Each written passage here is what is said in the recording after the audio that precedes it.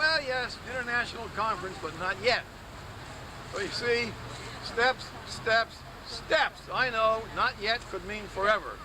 But at least we have said, oh sure, maybe a conference is the way to go. Every one of these is a step in the right direction, however painful and slow it is. So all I can say is, keep up your nerve and keep up your fight. Remember, there are people who, like me, are not getting up here and talking to you people because you're Palestinians. I didn't take up this cause because they're Palestinians. I took up this cause because I see a people being unjustly oppressed. And I took up this cause in 1943 the same way. I volunteered to fight Hitler. I will now, if I could, I would volunteer to fight Shamir. But I'm afraid I'm out of that class. Well, I only can say I wish you the best. God bless you all. Thank you. Thank you. Bill! Listen, I forgot to mention my table. We have several things I'd like people to look at over there. Sure. Fighting we will, and for justice we will stand. A lot of us are very upset. A lot of us are very mad because we see injustice happening before our eyes, and yet we turn around and ask ourselves, what can we do to help?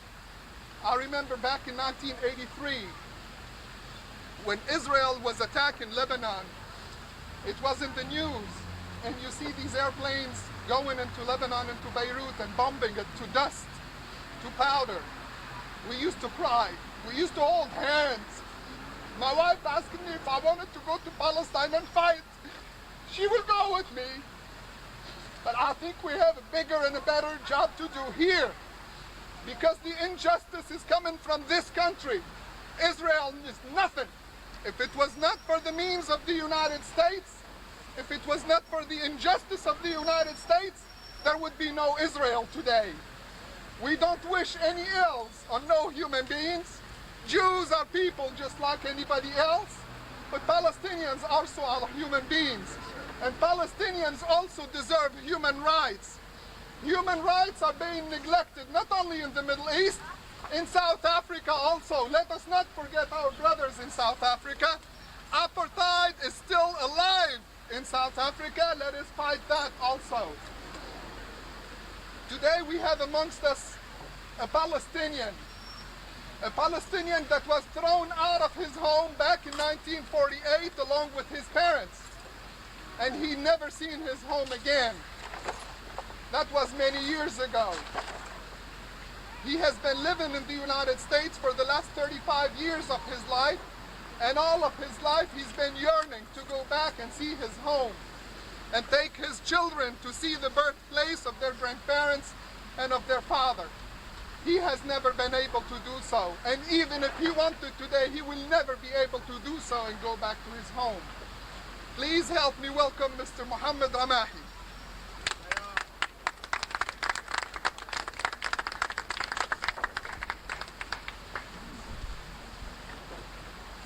I'm going to have to speak in English because I have been here since 1951.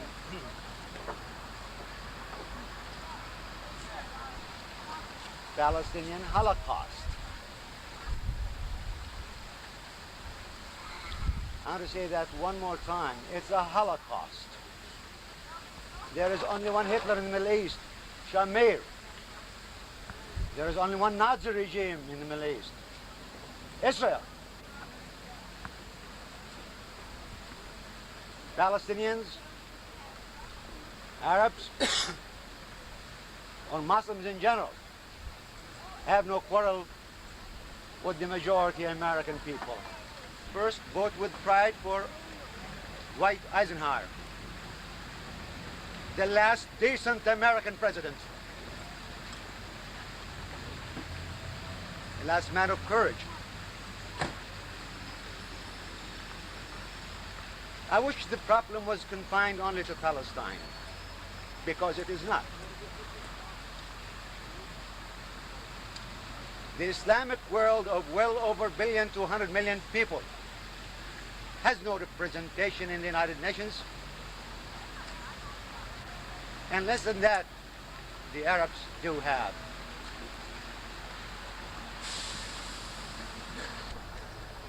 however exaggerated that may be today.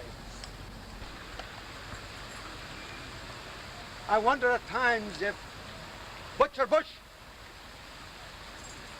does not enjoy Palestinian children blood for an orange juice every morning so he can make his day.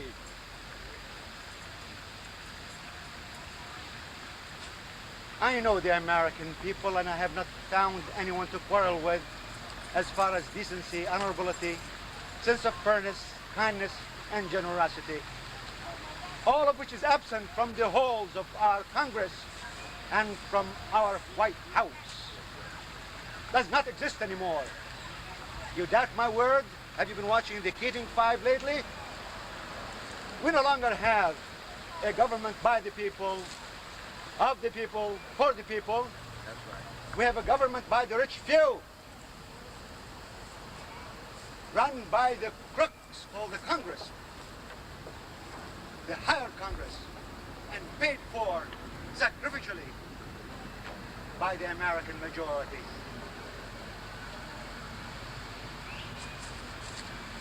Where are we going? We don't have representatives anymore, be it senators or congressmen. They have clients, my friends. They don't represent us anymore. How many of you here standing have given a $10,000 or $100,000 check to your congressman or senator?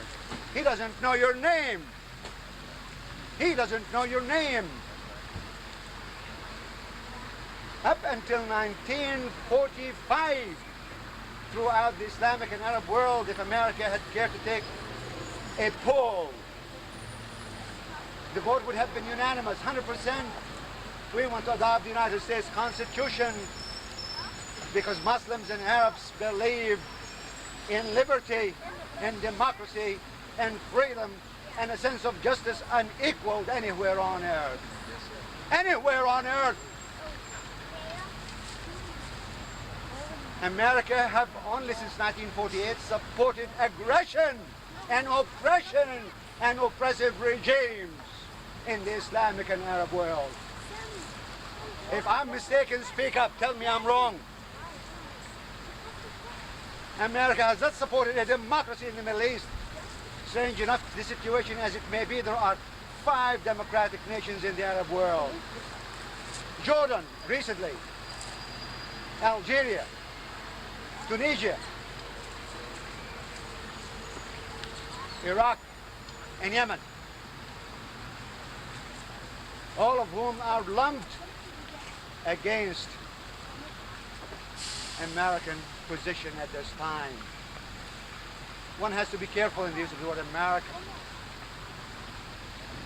Precisely, the American politicians, Representative Trafficant of Ohio, on the floor of the House of Representatives, only some 8 weeks ago, called every congressman political prostitutes.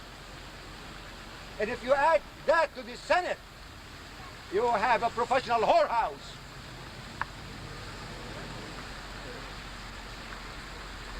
How can we trust these people anymore if they are failing to represent America, to represent any other interest in the world except that which goes in their fat pocketbooks, called contributions or bribery, called honoraria, disgrace.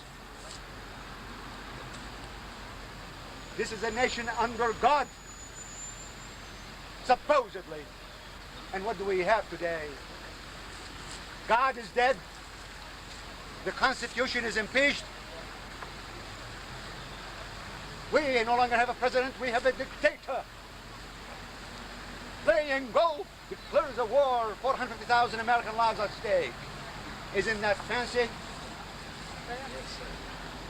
We have hired for higher representatives,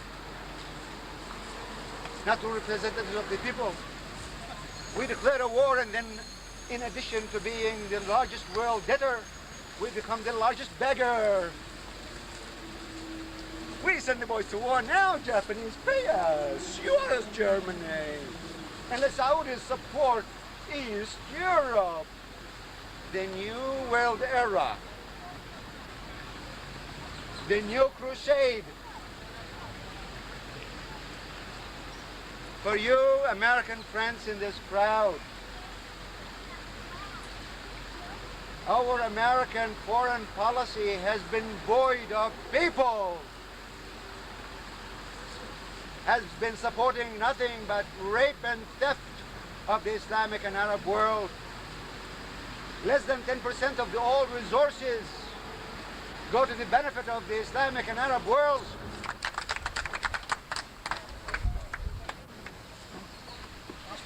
We're all very... I want to give it another. America has a choice. Does you want to follow the path of peace, or does you want to follow the path of power? She chose the path of power.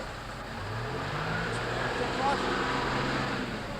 If I look back on the last 40, 45 years, the only decent thing that the American foreign policy has done is the Marshall Plan in Europe. Everything else is war, devastation. She thought she would inherit the British and French Empire. She thought that she was the inheritor of the British and French Empire. That's why she went to Korea, that's why she went to Vietnam.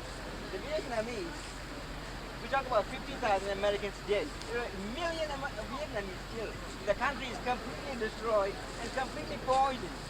The people are still having defective births, and they will continue to have defective births for the several generations. The country is unlivable. You can't live in that country. It's been poisoned. Saddam Hussein using poison gas. We use poison gas in Vietnam. That's chemical. What's the difference? Now, we chose the path of war. However, this is a very good thing. All people choose the path of war eventually collapse. And American empire is very close to collapse. I'll tell you one good reason, one good time. In the old days, we used to go fight wars, and we never asked anybody for money. Now we want to fight. We want to go fight in the Middle East. But we got no money. We're broke, flat broke. So we are asking what? Japan and Germany for money. Japan, why should they hand out money? They were not asked. We just sent our troops to the Middle East. Japan and Germany was not consulted. Why should they hand out money to for our... Somebody said the other day on the Congressional Committee, our position is that of the fellow, have gun will travel. That's the thing, we are hired hands in the world. The American empire is about to crack and collapse. When there's no blaming Israel. Israel is just a hired hand in the eastern reaches the American empire. It will collapse overnight once the United States empire collapses. The American empire is about to collapse. How soon it will collapse and who it will take down, I don't know. But there is a sign that we may have good days ahead. Nobody can be sure about it. But it is about to collapse. Let's look forward to the collapse of the American empire. Gentlemen, as I said before, we are here today for two purposes. Two, let's not forget. The number one is to call on President Bush to bring our troops home.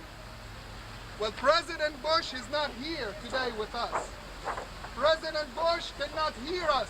We cannot shout loud enough for him to hear us in the White House. I found out a very easy way, a very effective way to reach President Bush. And you know what? I talk to President Bush and I communicate with him. I might not get him at the end of the line, but he knows my views. I'll tell you what I started with. The first thing we did, get in touch with our congressmen here and our senator. Not one of our congressmen closed the doors on me. When I go, I'm always welcome. They are very nice people. It might happen to be crooks, whatever, politicians, that's their business. But to me, they have been very courteous, very nice. The first time I got in touch with one of our congressmen, all three of them claimed ignorance when it came to Palestine and the Middle East. And I don't blame them. If there is anyone to blame, it is ourselves. God is not going to change nothing. The politician is not going to change nothing. If you don't let him know what you want, what you stand for, and what your hopes are.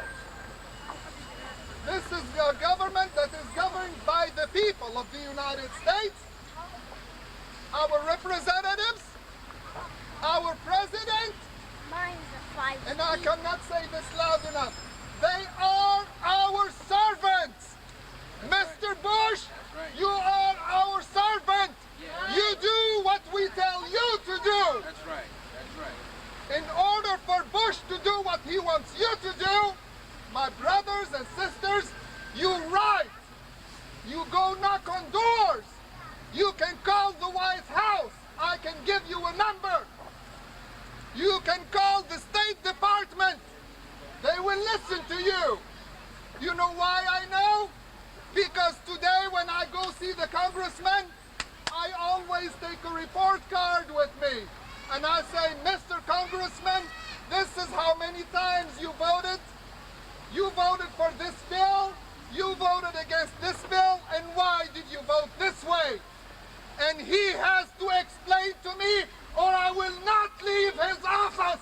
I will not. We voted them there. They work for us. Yes, sir. Let's hold them accountable. If you have guts, next time I go see my congressman, you come with me. You don't believe me? Ask Dr. Ask Dr. Rogers, and ask my wife. I go into their offices with my head high and my Palestinian flag, and I take books with me, and I say, sir, I don't want no more Palestinian children killed. Yes, sir. You know what has been happening lately? Mr. Gonzalez is suing President Bush for his actions with Israel in the Middle East. 54 congressmen have a lawsuit over Mr. Bush. Last time I went to see Mr. Lamar Smith, not only did he shake my hand, he hugged me. You know why? Because when Jewish lobbyists go into his office today, he tells them, wait. I have another view from San Antonio. I'm hearing different echoes. Yes, sir. I'm hearing different echoes. Some people are telling me this is not the truth. Produce me something like we do. We take books, we take studies, we take facts. Lobbyists, AIPAC lobbyists take lies. They take money. That's what they take. And I showed Mr. Lamar Smith how much money he got from the AIPAC, and every penny of that money came to him from outside the state of Texas. You tell me, why would a congressman serving the state of Texas take money from Iowa or from Michigan or from New York? He's not serving them, he's serving me. You know what? We've been following. We've been keeping an eye. Mr. Lamar Smith has been on the side of the Arabs lately. Mr. Bustamante is changing tunes. He has been listening. And we won Mr. Gonzalez. God bless him. And bless his soul and his family. So, let's have this in mind and undertake it. And go see our congressmen, write letters, even to the editors of the San Antonio Light. Open up eyes. Dr. Rogers just said today he was talking to this lady about the uprising and the Palestinians. She asked him, what's that? She didn't even know. It's our fault, not hers. I don't blame no ills on nobody else but myself. If she didn't know, it's our fault. Let's not blame our ills on the rest of the world. If America is pro-Israeli today, we have to change the minds. We have to work with those people. They're not there just because they wanted to go that way. No, they've been pressured. We have to counter the pressure. We have to express ourselves, and we have to work for the best of mankind and humanity. I don't wish no ills on any human being, on any Jew, God forbid. My best friend is a Jew, and I am not ashamed to say it. my best friend. But he is a human being. He is a human being. Shamir, Begin, and the likes, they are terrorists.